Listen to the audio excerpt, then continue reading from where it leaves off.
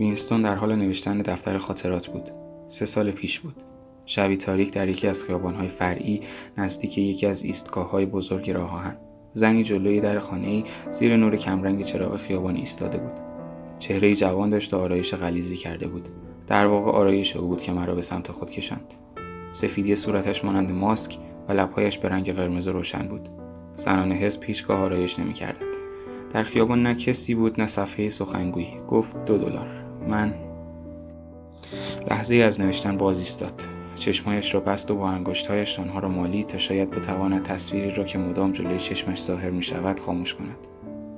وسوسه عجیب او را مدام آزار می‌داد که با صدای بلند هرچه فحش بلد است را فریاد بزند یا سرش را به دیوار بکوبد یا میز را به گوشه‌ای پرت کند و شیشه جوهر را از پنجره بیرون بیاندازد یا هر کار پر سر و صدا و خشن یا دردآوری را انجام دهد تا شاید این گونه بتواند آن خاطره عذاب‌آور را در خود خفه کند. با خود اندیشید بدترین دشمن انسان دستگاه عصبیش است. درگیری‌های مثبت و منفی درون هر لحظه ممکن است خود را به صورتی یک نشانه فعال کند. به یاد مردی افتاد که چند هفته پیش در خیابان از کنارش رد شده بود. مردی با ظاهر کاملا معمولی از اعضای حزب، بین 35 تا 40 ساله، بلند قد و لاغر با یک کیف دستی. چند قدم مانده به هم، ناگهان چهره مرد با حالتی عصبی متشنج شد. حتی هنگامی که از کنار یکدیگر گذشتند هم همون حالت پیش آمد. نوعی لرزش و پیچش عضلانی بود، مثل باز و بسته شدن شاتر دوربین که به نظر می رسید از روی عادت بود. همان لحظه وینستون با خود گفته بود مردکی بیچاره کارش تموم است. نکته وحشتناک این بود که احتمال داشت عمل مرد کاملا ناخودآگاه باشد. خطرناکتر از همه اینها حرف زدن در خواب بود، تا جایی که او می‌دانست راهی برای مقابله با آن نیز وجود نداشت. نفس عمیقی کشید و به نوشتن ادامه داد. من به دنبال او وارد خانه شدم. از حیاط عبور کردیم و داخل آشپزخانه‌ای شدیم. کنار دیوار یک تخت بود و روی میز چراغی بود که آن را تا ته پایین کشیده بودند. او دندانهایش را به هم سایید. می‌خواست تف کند. حضور در کنار زن، آن هم در آشپزخانه، او را به یاد همسرش کاترین میانداخت. وینستون زن داشت. به هر حال او ازدواج کرده بود. شاید هنوز هم متأهل بود. چون تا جایی که میدانست همسرش نمرده بود. به نظرش رسید بوی خفه و گرم آشپزخانه به بینیش میخورد. آمیزه‌ای از بوی ساس و لباسی کثیف و یک عطر ارزان قیمت که فریبنده بود. چرا که هیچ یک از زنان عضو حزب نه عطر می‌زدند و نه حتی احتمال استفاده از آن میرفت. فقط کارگران از عطر استفاده می‌کردند. در فکر او بوی عطر و فحشا به شکلی جدایی ناپذیر در هم آمیخته بود. نخستین گناه او در مدت این 2 سال رابطه‌اش با این زن بود. مغازله با فاحشه‌ها قدغن بود. اما این هم یکی از آن دست قوانینی بود که آدم می‌توانست آن را زیر پا بگذارد. خطرناک بود، اما موضوع مرگ و زندگی نبود. اگر کسی را با فاحشه‌ای دستگیر می‌کردند که به گناه دیگری دست نزده باشد، تنها به 5 سال کار در اردوگاه اجباری محکوم می‌شد. محله‌های فقیرنشین پر بود از زنانی که خودفروشی می‌کردند. بعضی از آنها را حتی با یک شیشه جین هم میشد خرید، چون کارگران حق نوشیدن جین نداشتند. حزب به طور ضمنی به تشویق فحشا نیز می‌پرداخت، زیرا راه مناسبی برای فرونشاندن خرایطی بود که نمیشد به طور کلی آنها را سرکوب کرد. تا وقتی چنین خوشگذرانی‌های پنهان فقط در رابطه با زنان طبقه پایین بود، چندان اهمیت نداشت، ولی روابط آزاد جنسی در بین اعضای حزب جرمی نابخشودنی بود. هرچند تمام متهمان در پاکسازی‌های بزرگ حزب بدون استثنا به چنین جرمی اعتراف می‌کردند، اما با این حال تصور وقوع چنین چیزی واقعاً سخت بود. هدف حزب تنها جلوگیری از ایجاد رابطه عاطفی بین زنان و مردم که قدرت کنترل آن را نداشت نبود، بلکه علاوه بر این هدف اصلی و ناگفته حزب از بین بردن کامل میل و لذت جنسی بود، چرا که میل جنسی در چارچوب روابط زناشویی و خارج از آن از عشق خطرناکتر بود. همه ازدواج‌هایی که بین افراد حزب صورت می‌گرفت باید به تایید کمیته‌ای می‌رسید که به همین منظور تشکیل شده بود و در صورتی که زوج مذکور نشانه‌هایی از تمایل جسمانی به یکدیگر بروز می‌دادند، کمیته از صدور رأی موافق خودداری می‌کرد. البته همیشه از ابراز علنی این اصل پرهیز می‌کرد. تنها هدفی که برای ازدواج به رسمیت شناخته می‌شد، تولد فرزندانی برای خدمت به حزب بود. به رابطه جنسی همچون عمل تنقیه نگاه می‌کردند و آن را عملی انزجارآور و خوار می‌شمردند. البته این نکته را هیچگاه به صراحت ابراز نمی‌کردند، اما به صورت غیر مستقیم از دوران کودکی به تمام اعضای حزب تحمیل می‌کردند. حتی تشکیلاتی مانند انجمن جوانان ضد سکس با هدف تبلیغ مجرد زیستن برای هر دو جنس به وجود آمده بود. بنا بود نطفه همه کودکان از طریق لقاح مصنوعی که در زبان جدید لقامس نامیده می‌شد، بسته شود و در مؤسسه‌های عمومی رشد کنند. وینستون به خوبی می‌دانست که این موضوع چندان جدی گرفته نمی‌شود، اما به نوعی با آرمان‌های کلی حزب هماهنگ بود. حزب سعی در نابودی غرایز جنسی داشت و در صورت عدم موفقیت تلاش می‌کرد آن را عملی گناهکارانه و خوار بشمارد. او دلیل این کار را نمی‌دانست، اما میشد حدس زد که موضوع از همین قرار است، که البته در مورد زنان تلاش‌های حزب به طور کامل موفقیت‌آمیز بود. دوباره یاد کاترین در ذهنش افتاد.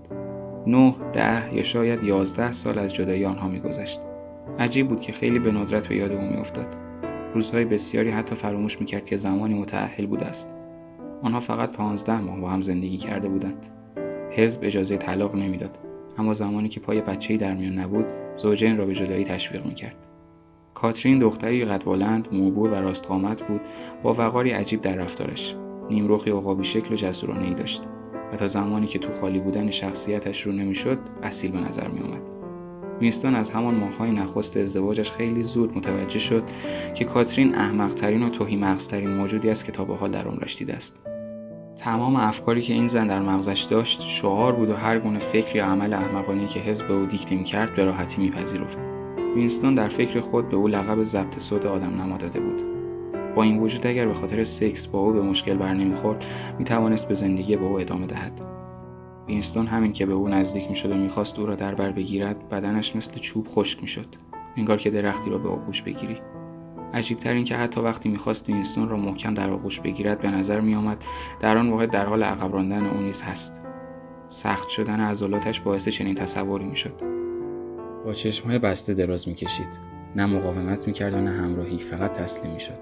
این موضوع آزاردهنده بود و پس از مدتی حتی باعث وحشت وینستون هم شد.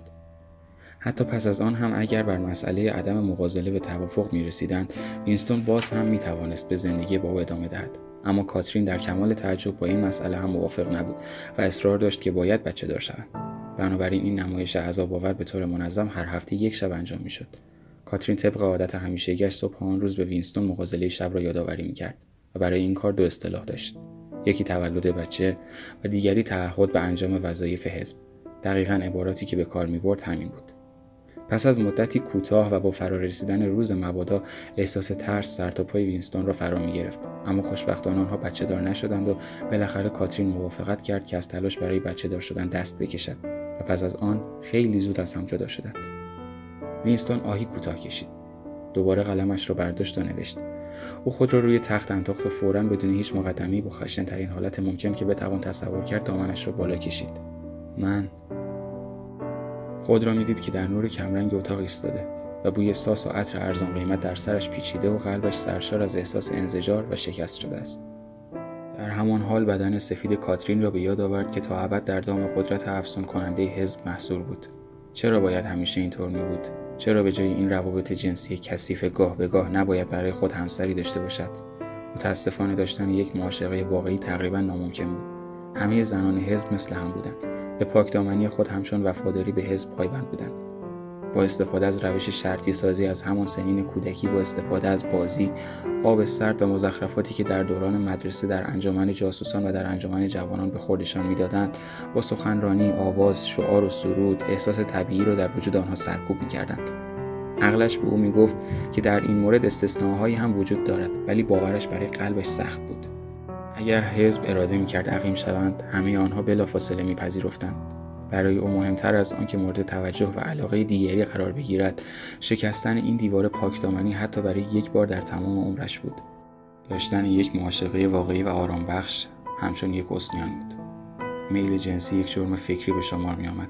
حتی اگر او به کاترین دسترسی داشت و احساسات او را برمی‌انگیخت، برای یک معاشقه با وجود اینکه همسرش بود کارش اغفال محسوب می‌شد.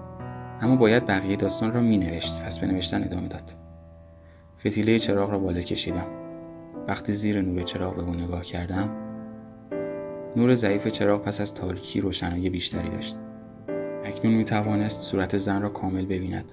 یک گام به او نزدیکتر شد و سپس سرشار از خواستن و ترس ایستاد.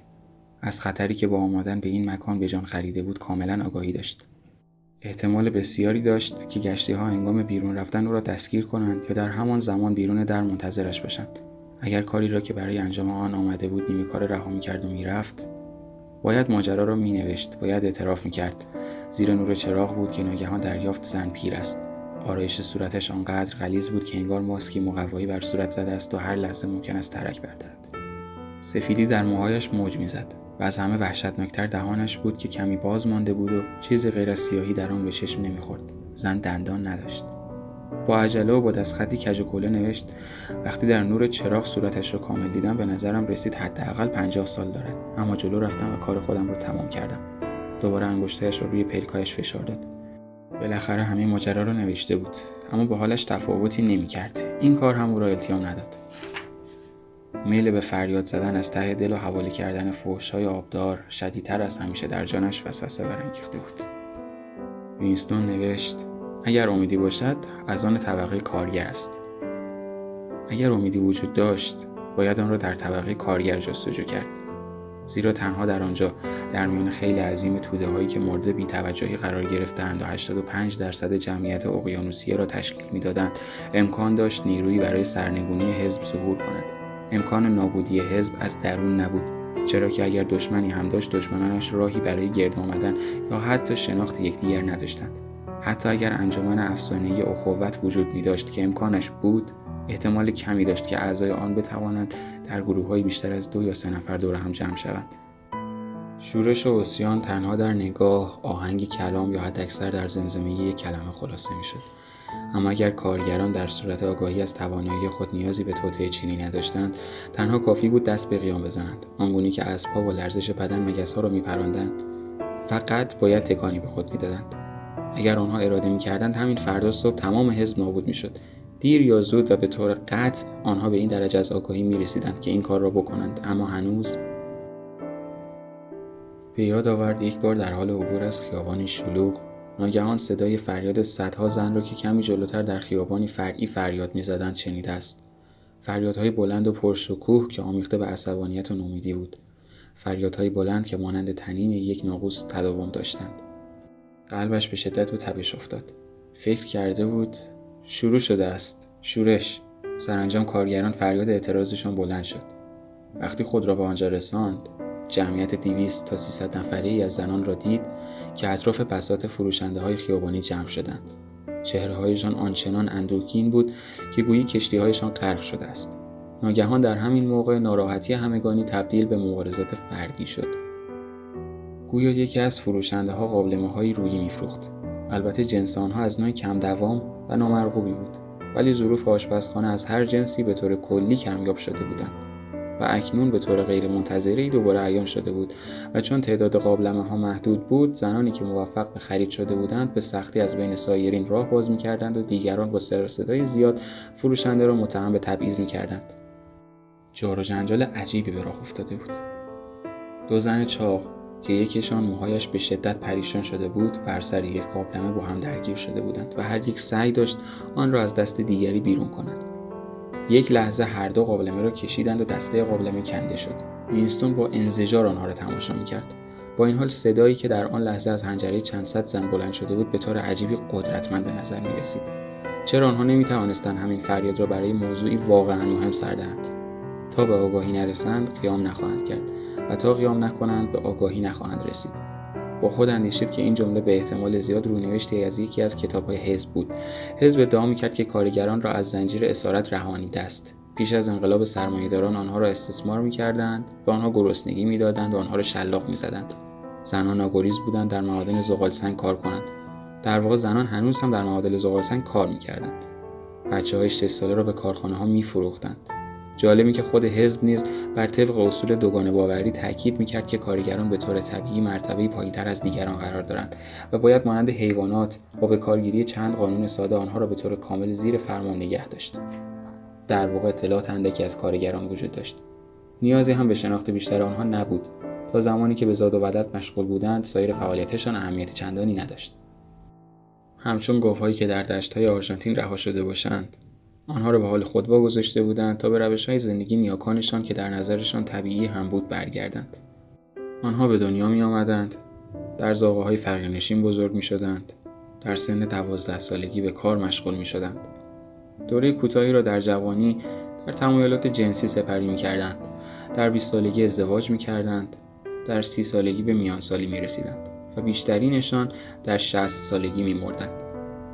کار سنگین، نگهداری از زن و فرزند، دعوا با همسایه، فیلم، فوتبال، آبجو و بیشتر از همه قمار افق دید آنها را نسبت به زندگی تشکیل می‌داد. نظارت بر آنها کار آنچنان سختی نبود.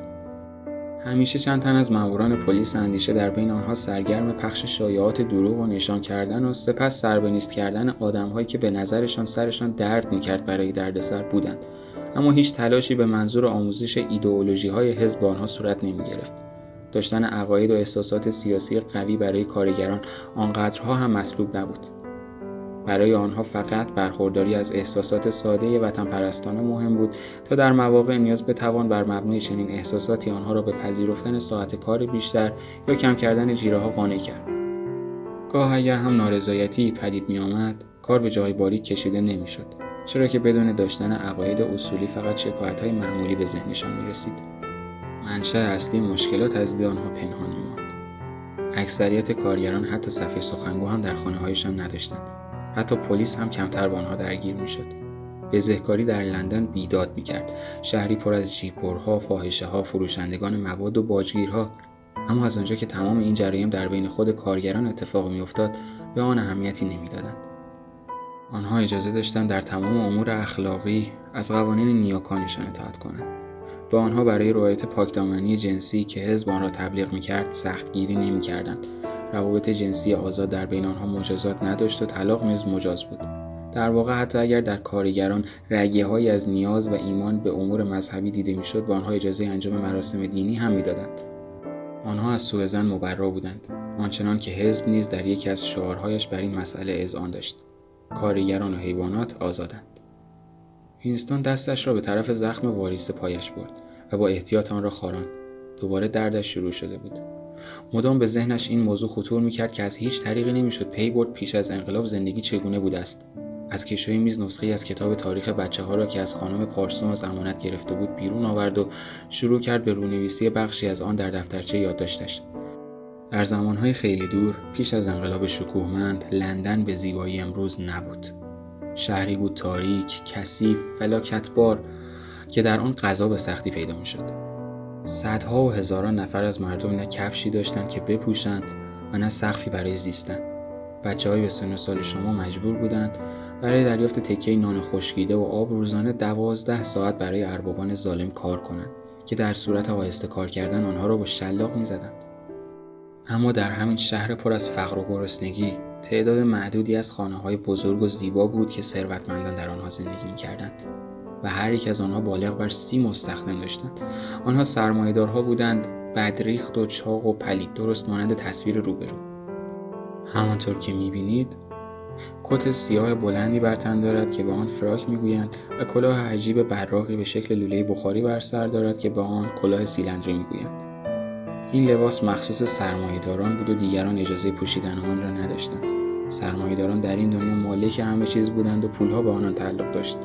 آنها می توانستند هر کس را که از آنها نافرمانی کند به زندان بیاندازند، بیکار کنند و رها کنند تا از گرسنگی هلاک شود. هنگامی که یک آدم عادی با یک سرمایه‌دار صحبت می‌کرد، باید خم می‌شد و تواضع نشون می‌داد. کلاه از سر برمی‌داشت و او را خطاب می‌کرد قربان. رئیس همه سرمایه‌داران فردی بود که به او می‌گفتند پادشاه و اما وینستون ادامه داستان را می‌دانست که در ادامه از اسقف‌ها با آستین‌های بلندشان، قاضی‌ها با ردای خزشان، وسایل شکنجه مانند قل و زنجیر، گیوتین و کارهای شاق دیگر مانند تازیانه‌های نه‌بند و از ضیافت آقای شهردار و بوسیدن دست یا پای پاپ ذکری به میان خواهد آمد. قانونی هم به نام حق شب اول وجود داشت که احتمالاً در کتاب‌های کودکان چیزی راجع به آن گفته نمی‌شد. بر اساس این قانون هر سرمایه‌داری می‌توانست با هر یک از زنانی که در کارخانه‌هایش کار می‌کرد بخوابد. به هیچ وجه نمی‌شد پی برد که چه میزان از این موارد دروغ است. شاید هم حقیقت داشت که مردم در حال حاضر رفاه بیشتری نسبت به پیش از انقلاب داشتند. تنها خلاف این مدعا اعتراض خاموش در گوشت و استخوان آدمی بود. یک نوع احساس غریزی که به آدمی میگفت شرایط کنونی زندگیت غیر قابل تحمل است و باید هر چه زودتر تغییر کند. ویژگی حقیقی و برجسته زندگی کنونی درد و رنج و ناامنی آن نبود، بلکه پوچی، ملالت و سرافکندگی آن بود. هر کس به پیرامون خود مینگریست در میافت که زندگی نه شباهتی به دروغ‌هایی که از صفحه سخنگو پخش میشد دارد و نه به آرمان‌هایی که حزب برای دسترسی به آنها تلاش میکرد. حتی برای اعضای حزب هم بخش مهمی از زندگی خنثی و غیر سیاسی بود. جان کندن و عرق ریختن برای انجام کارهای ملال‌آور، تلاش برای پیدا کردن جایی در قطار، وصله کردن جوراب‌های پوسیده، گدایی کردن یک حبه قند و ذخیره کردن تحصیلگار. وضعیت آرمانی مورد نظر حزب هراس‌انگیز و هیولایی بود. جهانی پر از پولاد و سیمان، ماشین‌های غول‌پیکر و اسلحه‌های خوف‌انگیز. ملتی متشکل از جنگجویان و متعصبین که با وحدت کلمه پیش بروند، همه به یک چیز واحد فکر کنند و همه یک شعار واحد را فریاد بزنند و همیشه تا ابد کار کنند، بجنگند، پیروز شوند و به دار آویخته شوند. 300 میلیون آدم مثل هم. واقعیت کنونی اما چیز دیگری را نشان میداد که عبارت بود از شهرهای آلوده و در حال ویران شدن که مردم گرسنه در آنها با کفش‌های سوراخ لخلخ کنان این سو آن سو می‌رفتند و در خانه‌های نیمه متروک قرن 19 که همیشه بوی کلم و گه میداد روز را به شب می‌گذراندند. به نظر تجسم منظری وسیع از لندن که در حال نابودی بود را می‌دید. شهری با 1,000,000 سطل آشغال که تصویری از خانم پارسونز نیز با آن درآمیخته بود. زنی با چهره چروکیده و موهای کم پشت که حیران از گرفتگی لوله فاضلاب دستشویی با حالتی درمانه به این طرف و آن طرف میرفت. دوباره زخم واریز پایش را خاراند. صفحه سخنگو شب و روز گوش آدمی را پر می‌کرد از آمار و ارقام مختلف که ثابت کند امروز مردم غذا و لباس بیشتر، خانه‌های بهتر و سرگرمی‌ها و تفریحات بیشتری دارند و سال‌های زیادتری عمر می‌کنند و ساعات کارشان کمتر شده است و در ضمن سالم‌تر، بزرگتر، تنومندتر و شادابتر هستند و به نسبت مردم 50 سال پیش از سواد و هوش و ذکاوت بیشتری برخوردارند. حتی یک کلمه از این حرف‌ها را هم نمی‌شد باور یا رد کرد. به عنوان مثال، حزب ادعا می‌کرد امروز 40% از کارگران بزرگسال باسواد هستند و گفته می‌شد پیش از انقلاب این رقم حداکثر به 15% می‌رسید. یا تعداد مرگ و میر نوزادان امروز 160 در هزار است در حالی که پیش از انقلاب 300 در هزار بوده و از این جور چیزها. موضوع شبیه معادله دو مجهولی بود. این امکان وجود داشت که همه چیزهایی که توی کتاب‌های تاریخ نوشته شده بود، حتی چیزهایی که انسان بدون پرسش می‌پذیرفت، یک مشت خیال بافی محض باشد. به این ترتیب شاید هرگز قانونی به نام حق شب اول یا موجودی به نام سرمایه‌دار یا کلاهی به نام کلاه سیلندری وجود نداشت. همه چیز در حاله از غبار محو می‌شد. گذشته پاک می‌شد و آنچه را پاک شده بود خود فراموش می‌شد و دروغ به حقیقت تغییر شکل داد. تنها یک بار در تمام عمرش مدرکی معتبر و غیر قابل انکار در مورد یک جعل‌سازی به دست آورده بود. آن هم بعد از وقوع حادثه که مهم هم همین بود. به مدت 30 ثانیه آن را در دستهایش نگه داشته بود. گویا حدود سال 1973 بود. تقریباً حدود همان سالی بود که او و کاترین از هم جدا شده بودند، اما تاریخ واقعی 7 یا 8 سال جلوتر بود. ماجرا از اواسط دهه 60 آغاز شد. دوران پاکسازی‌های گسترده‌ای که طی آن رهبران اصلی انقلاب به یکباره برای همیشه کنار گذاشته شدند. تا سال 1970 به جز برادر بزرگ همه سربه‌نیست شدند و هیچ ردی از آنها باقی نماند. همگی به خیانت و ضد انقلابیگری متهم شده بودند. گلدستان گریخته و پنهان شده بود و هیچ کس نمی‌دانست کجاست و عده‌ای کمی از آنها هم ناپدید شده بودند. اکثریت آنها پس از محاکمه و اعتراف به گناه در دادگاه‌های عمومی اعدام شدند. در میان ناپدید شدگان 3 نفر به نام‌های جونز، آرنسون و رودرفورد به چشم می‌خورد که آنها هم در سال 1965 دستگیر شدند. مطابق معمول 1-2 سال هیچ خبری از آنها نبود، به طوری که هیچ کس نمی‌دانست مردند یا زنده. سپس به طور ناگهانی سر و کله‌شان پیدا شد تا به روش‌های معمول و همیشگی به اتهام‌های خود اعتراف کنند: جاسوسی برای دشمن، کشور اوراسیا، اختلاس اموال دولتی و عمومی، قتل چند تن از اعضای مورد اعتماد حزب، توطئه علیه رهبری برادر بزرگ که چند سال پیش از انقلاب شروع شده بود و اعمال خرابکارانه‌ای که منجر به مرگ صدها و هزاران نفر از مردم شده بود. آنها پس از اعتراف مشمول عفو قرار گرفتند و در حزب ابقا و به مشاغل تشریفاتی گمارده شدند که در ظاهر مهم و عملاً مسئولیت چندانی نداشت. هر 3 نفر جزء توابینی بودند که در روزنامه تایمز توبه‌نامه و یادداشت‌های طولانی و شرم‌آوری نوشتند و به تحلیل دلایل پشت کردنشان به آرمان‌های حزب پرداختند و قول دادند گذشته را جبران کنند. مدتی پس از آزادی وینستون هر 3 آنها را در کافه درخت شاهبلوط دیده بود. به یاد آورد که با چه اشتیاق شگفت حاکی از ترس آنها را زیر چشمی نگاه می‌کرد.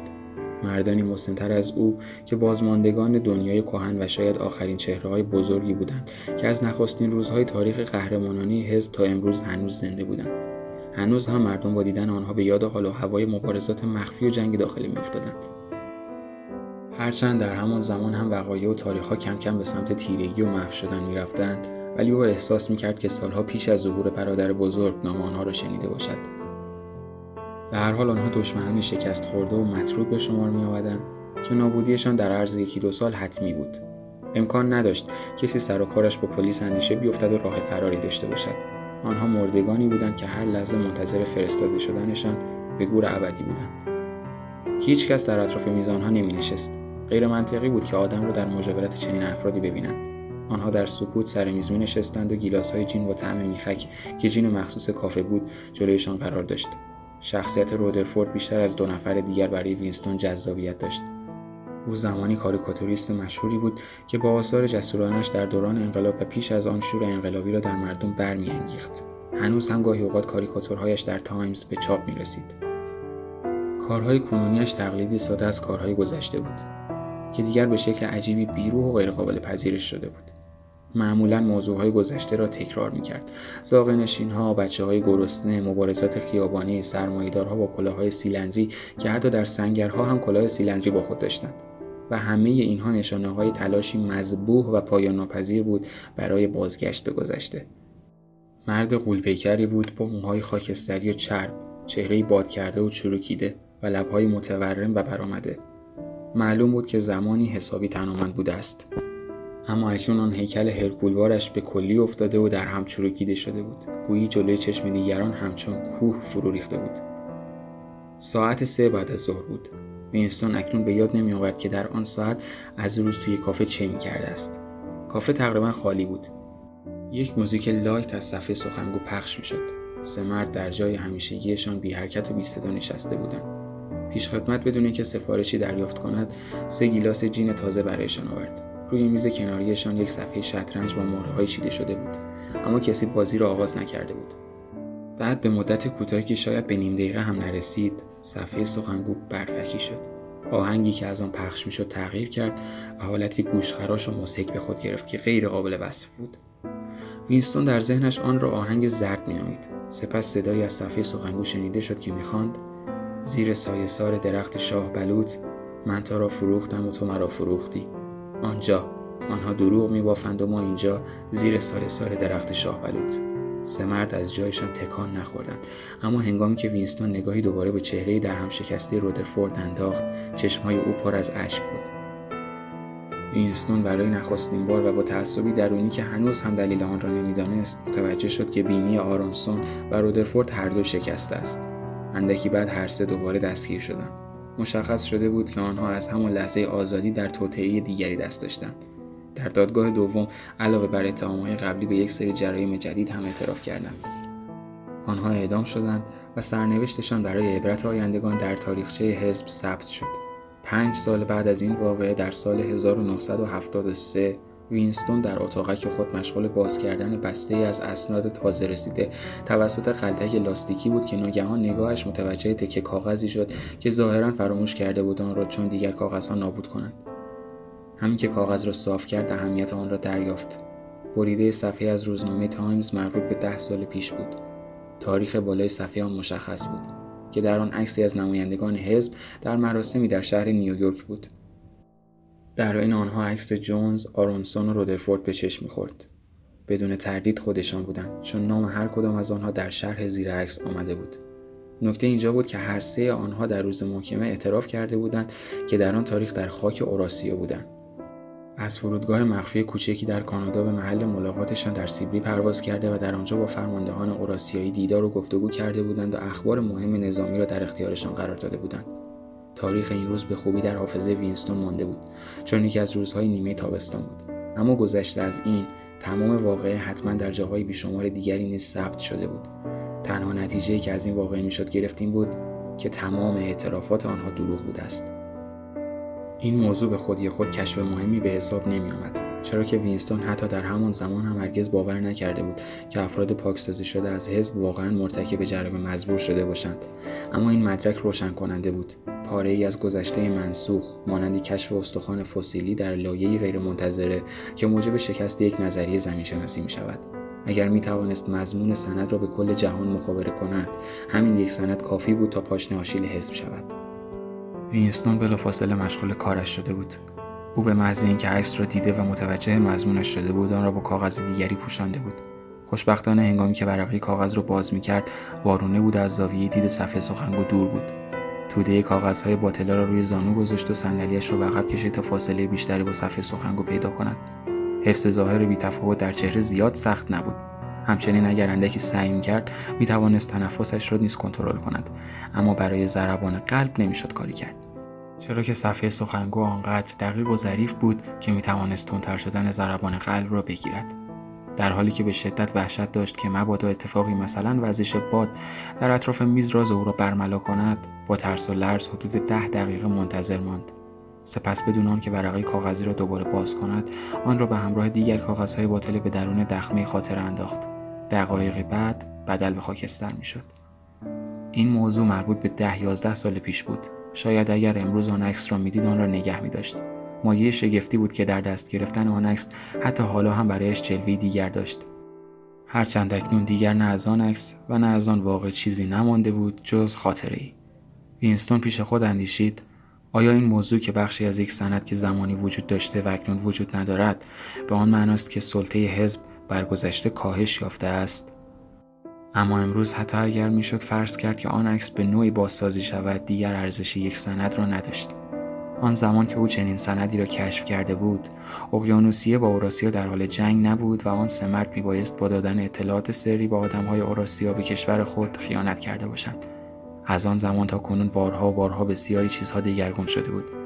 به احتمال قوی اعترافات را آنقدر بازنویسی کرده بودند که دیگر اصل موضوع و تاریخ وقوع هیچ اهمیتی نداشت. تغییر گذشته نه یک بار که به طور پیوسته انجام می‌گرفت. چیزی که کابوسوار آزارش میداد این بود که به طور دقیق نمی‌توانست بفهمد که چرا چنین دغل‌بازی‌هایی باید صورت بگیرد.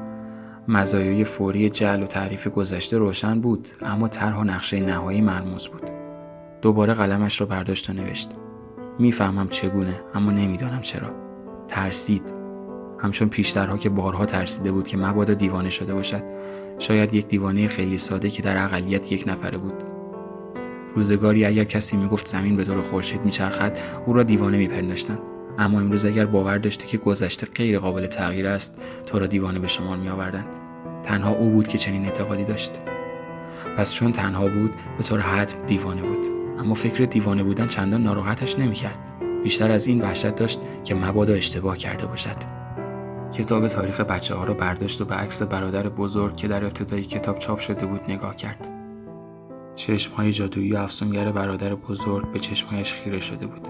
گویی نیروی عظیم تو را از زیر سیطره خود می‌گرفت و به درون مغزت رسوخ می‌کرد. مغزت را در هم می‌کوبید و چنان می‌ترساندت که غالب توهی کنی و حواس‌های پنجگانه‌ات را انکار کنی. سرانجام حزب اعلام می‌کرد 2 به علاوه 2 می‌شود 5 و تو مجبور بودی آن را باور کنی. دیر یا زود آنها بدون تردید این ادعا را مطرح می‌کردند. موقعیت آنها به طور منطقی چنین چیزی را ایجاب می‌کرد. فلسفه آنها نه تنها برای تجربه ارزشی قائل نبود، بلکه واقعیت بیرونی را هم تلویحاً انکار می‌کرد. بدعت‌گذاری کار معمول آنها بود. وحشت انسان از این نبود که او را به دلیل دگراندیشی بکشند، بلکه از این بود که شاید حق با آنها باشد. آخر چگونه میشد مطمئن بود که 2 به علاوه 2 میشود 4، یا نیروی جاذبه زمین وجود دارد یا گذشته غیر قابل تغییر است؟ اگر گذشته و جهان خارج تنها در ذهن ما وجود داشته باشد و ذهن ما نیز قابل کنترل باشد، آن وقت چه؟ اما نه، به نظر می رسید که جسارتش ته کشیده باشد. چهره اوبران که به طور غیرمنتظره‌ای و بدون هیچ پیش زمینه‌ای در پس زمینه ذهنش پدیدار شد، حالا دیگر بیش از پیش مطمئنش کرده بود که با او است. بله، یادداشت‌هایش را برای اوبران می‌نوشت، همچون نامه‌ای بی‌پایان که انگار هیچ کس آن را نخواهد خواند. اما شخص خاصی را مورد خطاب قرار می‌داد و همین امر رنگ و بوی واقعی به آن می‌داد. حزب به افراد القا می‌کرد که آدم حتی نباید به چشم و گوش خود هم اطمینان کند. این آخرین و اساسی ترین فرمانشان بود. از فکر اینکه چه قدرت عظیمی در مقابلش قد علم می‌کند قلبش فرو می‌ریخت. هر یک از روشنفکران حزب به همین دلیل به راحتی می‌توانستند او را در اندیشه‌هایش دچار تردید کنند. آنها استدلال‌های ظریفی ارائه می‌دادند که او حتی از فهم آنها عاجز بود، چه رسد به اینکه بخواهد به آنها پاسخ بدهد. او در جای حق نشسته بود و آنها اشتباه می‌کردند، چرا که حق با او بود. لازم بود که از آنچه واقعی بود و بدیهی حقیقت بود دفاع کرد. حقیقت همواره حق است و درست و باید آن را ادامه داد. جهان مادی وجود دارد و قوانین آن تغییرناپذیر می‌ماند. سنگ‌ها سخت و محکمند، آب رطوبت دارد و هر جسم بدون تکیه‌گاه به سمت زمین سقوط می‌کند. با این تصور که دارد با اوبرانش صحبت می‌کند و یک اصل بدیهی و مهم را با او در میان می‌گذارد، نوشت: آزادی آن است که بتوانیم آزادانه بگوییم 2 به علاوه 2 می‌شود 4. اگر این اصل پذیرفته شود، ما بقیه اصول به دنبال آن می‌آیند.